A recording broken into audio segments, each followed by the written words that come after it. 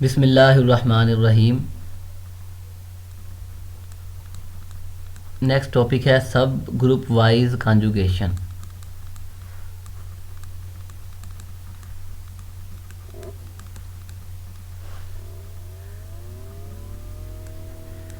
हमारे पास कोई भी सब ग्रुप है, सब ग्रुप के of a group ji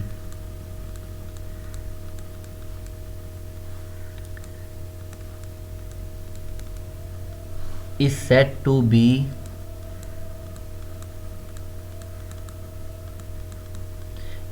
be conjugate to an other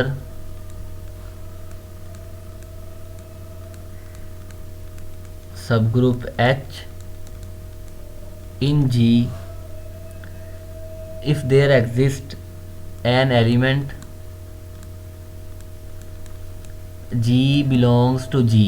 अब K जो है कॉन्जुगेट होगा, K is conjugate to H if there exist G belongs to G such that H is equal to G K G inverse. It is read as H conjugate to K by G। या हम ऐसे भी लिख सकते हैं H is equal to K और उसकी power में G।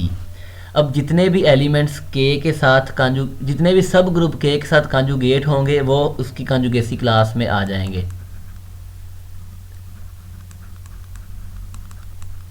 G belongs to capital G। जैसे फॉर एग्जांपल हम S3 की बात करें, S3 में हमारे पास सब ग्रुप है H1 और वो बराबर है, ये हम सब ग्रुप कंसीडर करते हैं H1। अब H1 किसके कॉन्जुगेट, हम एक एलिमेंट कंसीडर करते हैं, फॉर एग्जांपल हम कंसीडर कर लेते हैं 1 3।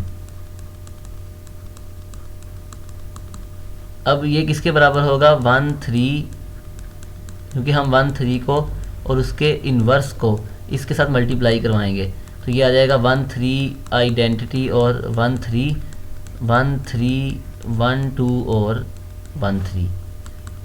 अब ये तो आइडेंटिटी ही है, यहाँ पर 1 गोज़ टू 3 है, यहाँ 3 गोज़ टू 3 है और यहाँ पर 3 गोज़ टू 1, यानी 1 goes to 1, 2 goes to 2, 2 goes to 1 and 1 goes to 3। तो इसका मतलब ये है कि H1 जो है और ये ग्रुप जो है आपस में कॉन्जुगेट हैं, इसका हम नाम H2 रख देते हैं। तो इस तरह से हम कॉन्जुगेट सब ग्रुप फाइंड करेंगे। नेक्स्ट हमारे पास एक थ्योरम है कि कोई सब ग्रुप है फाइनाइट ग्रुप G का। हम उसकी स्टेटमेंट लिखते हैं लेट H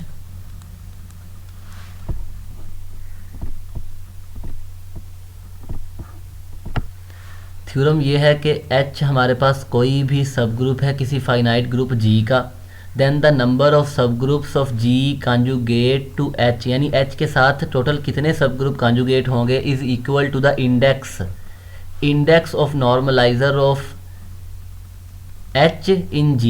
यानी हम H का नॉर्मलाइजर फाइंड करें, नॉर्मलाइजर सब ग्रुप है तो जो नॉर्मलाइजर का इंडेक्स होगा G में, जितना इंडेक्स है उतने ही सब ग्रुप H के साथ कॉन्जुगेट होंगे। हम इसका प्रूफ देखते हैं। हम कंसीडर करते हैं कि C यानी conjugacy class of H and G by normaliser of H, ये कोई हमारे पास सेट हैं और हम एक फंक्शन डिफाइन करते हैं, वी डिफाइन मैप थीटा इस सेट से G by normaliser of H तक। किस तरह से, अब क्योंकि यहाँ हमारे पास सब ग्रुप हैं जो H के साथ कॉन्जुगेट हैं तो हम ये कह सकते हैं कि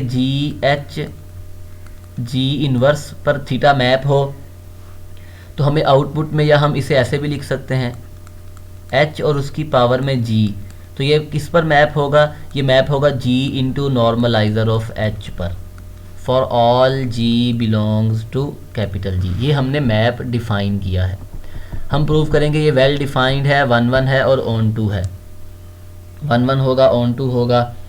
तो हम ये कह सकते हैं कि हमारे पास ये जो दोनों ग्रुप हैं इनका जो सबसेट है इनका ऑर्डर क्या है, सेम है।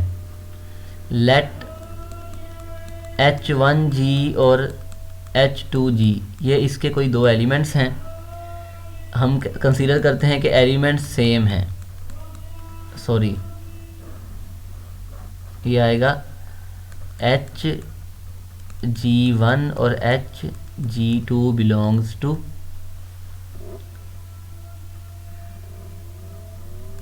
CH, conjugacy class of H। अब एलिमेंट्स जो है वो सेम है, हम इन्हें लिख सकते हैं G1H G1 इन्वर्स, और इसे लिख सकते हैं G2H G2 इन्वर्स, और यहाँ से हम लिख सकते हैं G1 inverse G2H G2 inverse और G1, और हम इसे लिख सकते हैं G1 G2H, और ये इसे लिख सकते हैं G1 इन्वर्स G2 और उसका इन्वर्स। अब ये H के बराबर H A inverse is equal to H, इसका मतलब ये है A जो है वो नॉर्मलाइज़र का एक एलिमेंट है, और A किसके बराबर है G1 इन्वर्स G2 के, which implies G1 inverse G2 belongs to normaliser of H, क्योंकि अगर A belongs to normaliser of H है तो फिर A inverse is equal to H होगा। इसका मतलब ये है G2 बिलोंग्स टू G1, और यहाँ से हम ये कह सकते हैं कि डिफरेंट रिप्रेजेंटेटिव्स के लिए हमारे पास कोसेट सेम है, और ये हमारे पास क्योंकि उसकी इमेज है तो हम यहाँ लिख सकते हैं theta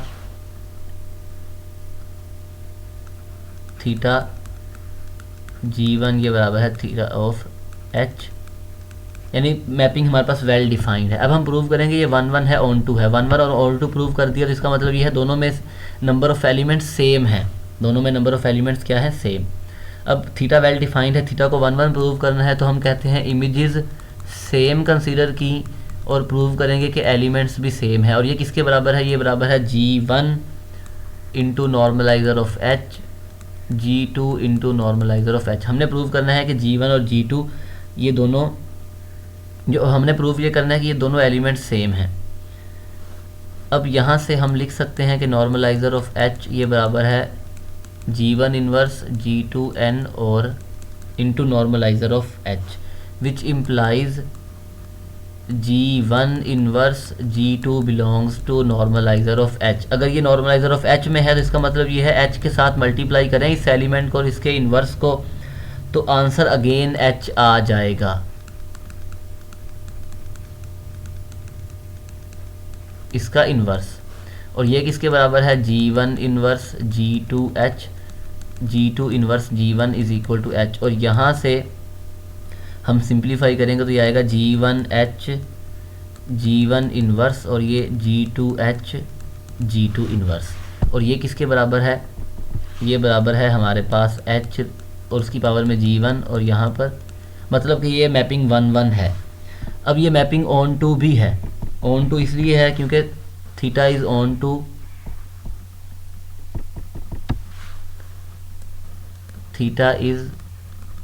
on to since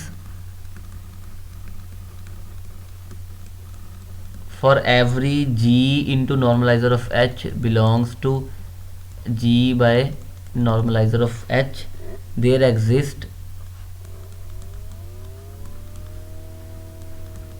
such that theta of Hg is equal to G into normaliser of H। अब ये 1 1 है, ऑन 2 है, तो इसका मतलब ये है कि इन दोनों में CH और यानी कंजुगेसी क्लास ऑफ H और नॉर्मलाइज़र ऑफ H इन दोनों में सेम नंबर ऑफ़ एलिमेंट्स हैं, तो हम ये कह सकते हैं कि इसका जो ऑर्डर है वो बराबर है G का order divided by normaliser of H का ऑर्डर, जो कि हमारे पास इसका इंडेक्स है।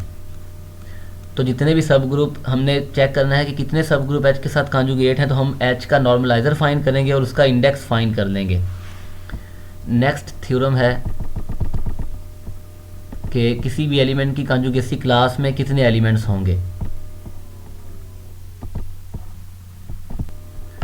यहाँ हमने प्रूव करना है कि the number of elements in the conjugacy class of a finite group G containing G is equal to the index of G by centraliser of G, यानी हम जी का सेंट्रलाइज़र फाइंड करेंगे। सेंट्रलाइज़र का हमें पता है कि set of all those elements जो जी के साथ कम्यूट करें। सेंट्रलाइज़र का जो जी में इंडेक्स होगा उतने ही हमारे पास एलिमेंट्स होंगे इन कॉन्जुगेसी क्लास ऑफ जी। इस केस में भी हम फंक्शन डिफाइन करेंगे कॉन्जुगेसी क्लास ऑफ जी से जी बाय सेंट्रलाइज़र ऑफ जी तक। किस तरह से हम f को अप्लाई करें इस एलिमेंट पर और हमें आंसर में क्या मिले, x इंटू सेंट्रलाइज़र ऑफ जी, और हम प्रूव कर देंगे कि ये 1 1 है ऑन 2 है, तो इसका मतलब ये है इन दोनों में नंबर ऑफ़ एलिमेंट्स जो हैं वो सेम है, और ये हम प्रूव कर सकते हैं, इजी है। सेल्फ कॉन्जुगेट,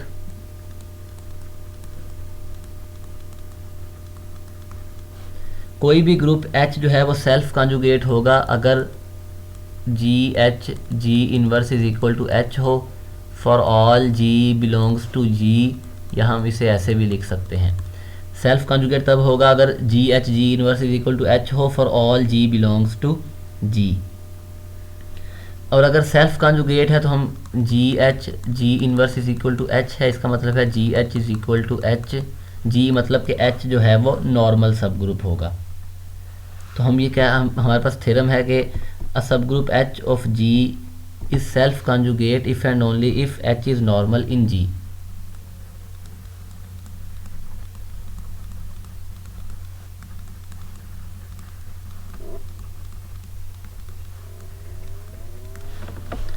अ सब group H of a group G is self conjugate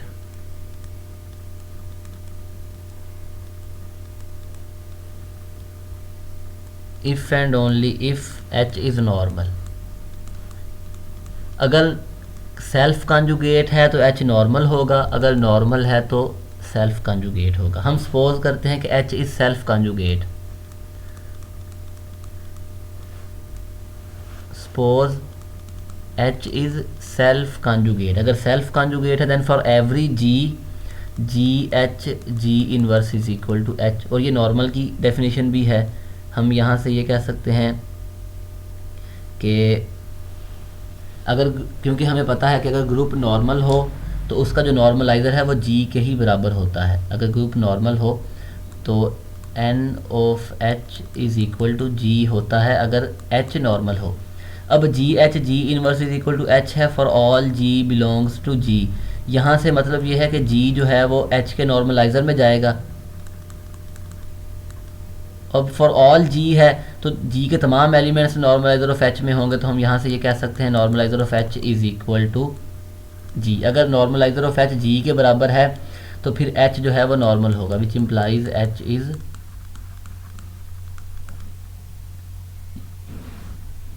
conversely हम सपोज करते हैं कि H नॉर्मल है,